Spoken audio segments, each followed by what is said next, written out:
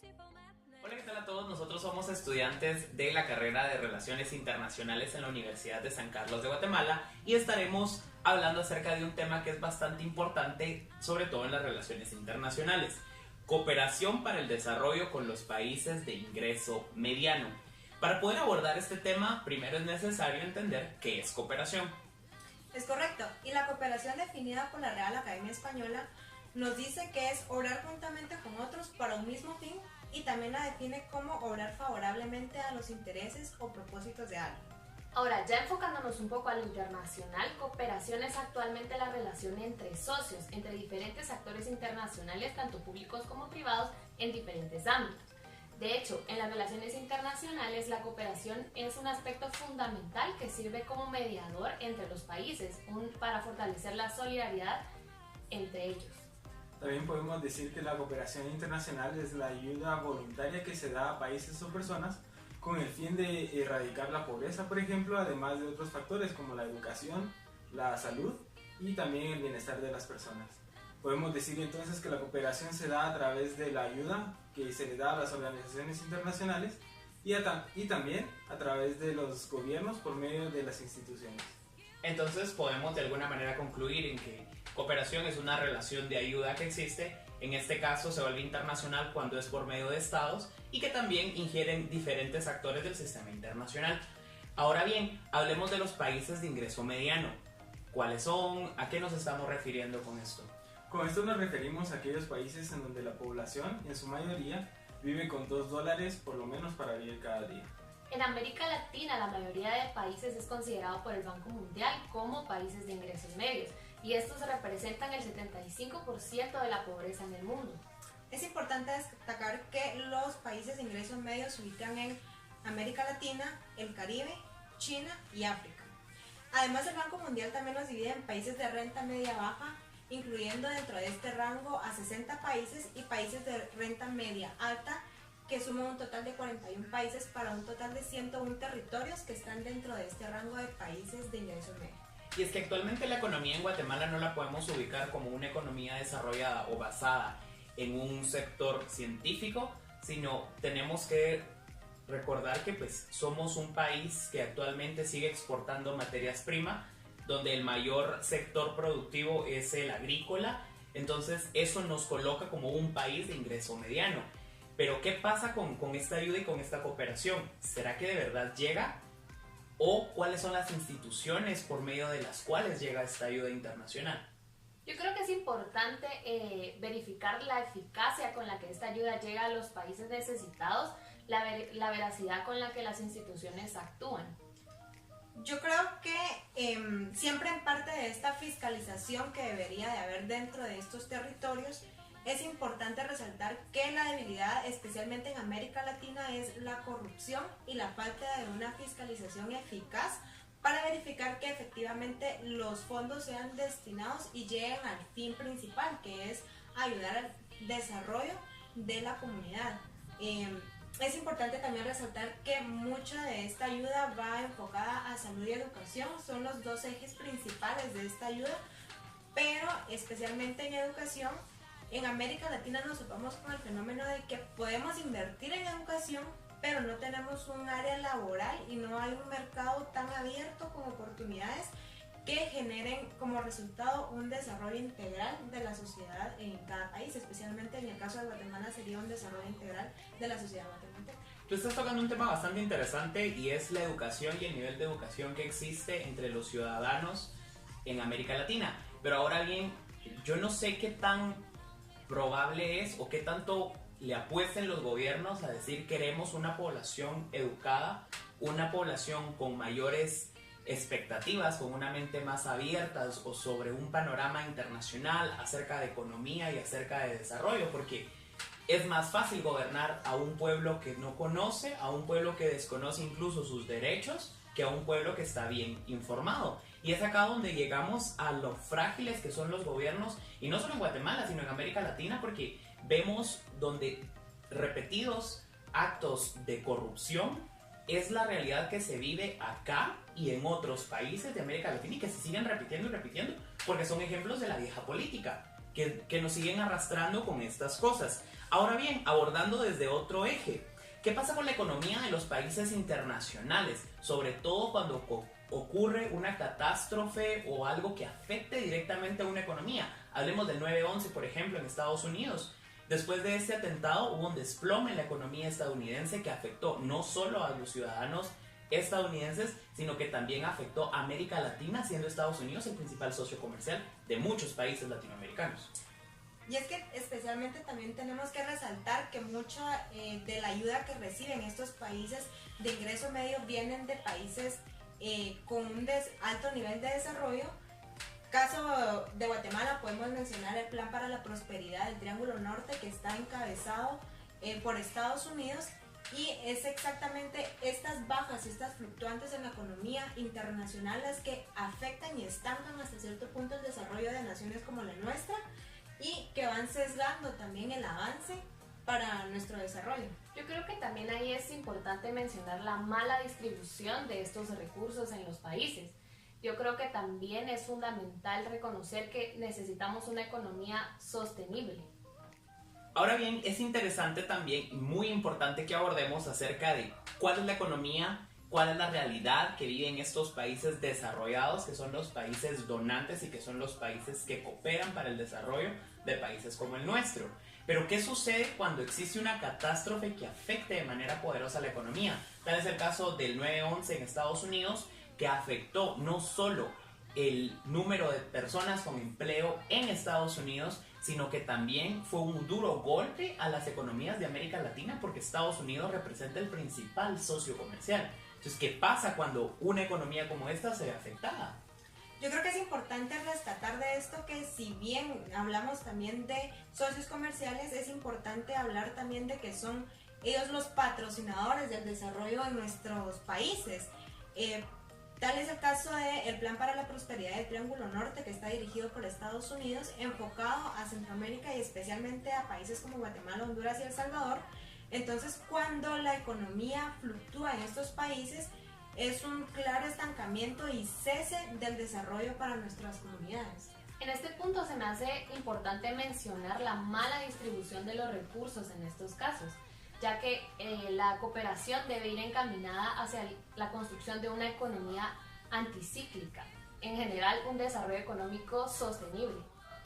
Es importante entonces que podamos rescatar lo que decía nuestro compañero, que cuando existe una crisis en un país desarrollado, se produce un efecto al cual se le denomina dominó, el cual lleva efectos secundarios a los países que son dependientes de estos grandes, como por ejemplo, no solo afecta a la economía, sino va afectando a la población por medio del desempleo, por medio de la migración, que son fenómenos que afectan grandemente a nuestra región.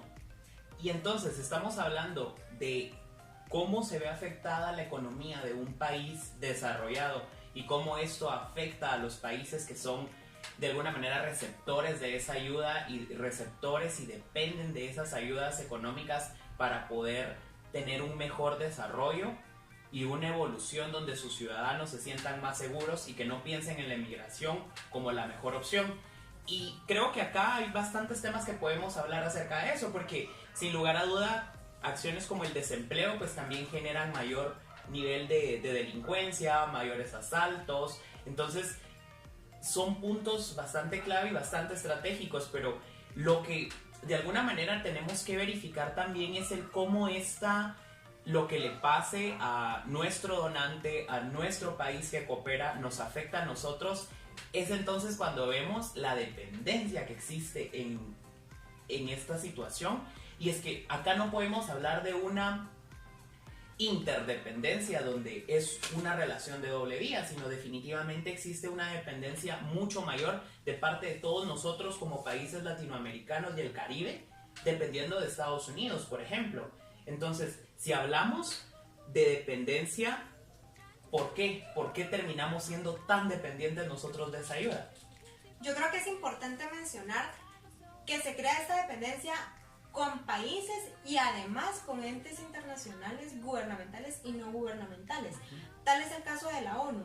Podemos hablar de una debilidad económica de un país que sea fuertemente el que aporte el capital con el cual se financia la ONU, Y es importante que recordemos que muchos programas de desarrollo a nuestras comunidades, incluyendo América Latina, el Caribe, China o África, están dirigidas por la ONU. Entonces, si cesa la economía de un país, cesa el aporte hacia la ONU con un fin justificado y finalmente termina afectando a los países de ingreso medio y sesgando este desarrollo. Y es importante también que entendamos que la dependencia es el resultado de, como mencionaba la compañera, falta de una distribución equitativa de recursos, aunque también tenemos que tener en cuenta que para un país que sea desarrollado nunca vamos a poder impedir que hayan desigualdades, pero sí se pueden repartir de la manera más igualitaria los recursos para fomentar un desarrollo integral en la sociedad. Es ahí en donde debemos buscar formas de que las instituciones y organizaciones ayuden de una manera más enérgica a las poblaciones para que las personas puedan ser autosuficientes y no necesiten de una dependencia de otros para poder salir adelante y erradicar la pobreza, el hambre y otros fenómenos que afectan la región. Yo creo que es bastante interesante el que pensemos en todo esto porque, como bien lo hemos venido discutiendo, hemos hablado acerca de dependencia, débiles instituciones, gobiernos fracturados donde se ve un alto índice de corrupción entre los mismos funcionarios públicos, pero también creo que si llegamos nosotros a ser dependientes de una ayuda internacional es porque nuestros gobiernos actuales no se han hecho responsables de garantizar lo que se encuentra en la Carta Magna, por ejemplo, de Guatemala, donde la vida, la salud, la educación son derechos constitucionales que nosotros debemos de recibir, pero nos damos cuenta que esa no es la realidad para muchos de los guatemaltecos, donde hay personas que viven en una pobreza extrema, en una pobreza media, donde no se tienen acceso a la educación. Pero entonces, ¿creen ustedes es importante la cooperación para los países de ingreso medio? ¿Sí o no? ¿Y por qué? Creo que sí es importante. En este momento nuestras instituciones no están fortalecidas. No tenemos un gobierno transparente que nos permita progresar o que nos permita que podamos salir de esta situación en la que estamos actualmente. Entonces, si se nos da la ayuda, se nos dan los instrumentos necesarios para poder transformar nuestras oportunidades y desarrollarlas, vamos a poder acabar con esa dependencia. Necesitamos ser maduros en ese aspecto y vamos a lograrlo sí por medio de la cooperación, pero diría que no es necesario que tengamos una cooperación a largo plazo, sino que debemos enfocarnos en trabajar arduamente en este momento para que tal vez dentro de 10, 20 años seamos libres de esa dependencia y podamos ser países que en lugar de recibir ayuda podamos tener la capacidad de ayudar a otros. Retomando un poquito lo de las instituciones, ahí es donde hablábamos lo de la eficacia con la que la ayuda llega a los países necesitados. Al sentirse ellos seguros y dependientes de los países con ingresos altos, pues ya no realizan su trabajo de forma eficiente. Y retomando un poco lo de las instituciones, yo creo que ahí es importante volver a mencionar lo de la eficacia con la que la ayuda internacional llega, ya que las instituciones, al sentirse seguras y dependientes de los países con ingresos altos, pues ya no realizan un trabajo de forma eficiente. Concuerdo contigo y me parece que sí, nuestros gobiernos todavía deberían de recibir esta ayuda. Es importante que recordemos que es esto una cooperación y, como decías al principio, es un aporte voluntario de cada país y cada ente internacional que no podemos exigir. Entonces sí, concuerdo que sea recibido, pero además creo que nuestros gobiernos deberían implementar proyectos a corto y mediano plazo para con esto generar economías autosuficientes e ir eliminando esta dependencia entre países y con los demás actores de la arena internacional. Yo considero que sí, y es importante entonces el fortalecimiento de las instituciones, la creación de políticas para el desarrollo de cada país. Podemos concluir entonces diciendo que sin duda la cooperación hacia los países de ingreso medio es un factor que ayuda de manera importante en la sociedad y en el nivel de vida que la población pueda llegar a tener, pero concuerdo nuevamente con mis compañeros diciendo que la cooperación tiene que ser momentánea y no puede ser a largo plazo. Necesitamos proyectos de desarrollo, necesitamos proyectos e instituciones que fomenten la economía, que fomenten el desarrollo de las pequeñas y medianas empresas para poder tener una economía anticíclica, una economía autosuficiente, sostenible, que pueda garantizar un mejor nivel de vida para nosotros como ciudadanos y de alguna manera también el no sentirnos dependientes de otro país, sino llegar a una relación de interdependencia más que una dependencia global. De esta manera entonces concluimos con nuestro video. Muchísimas gracias por su atención.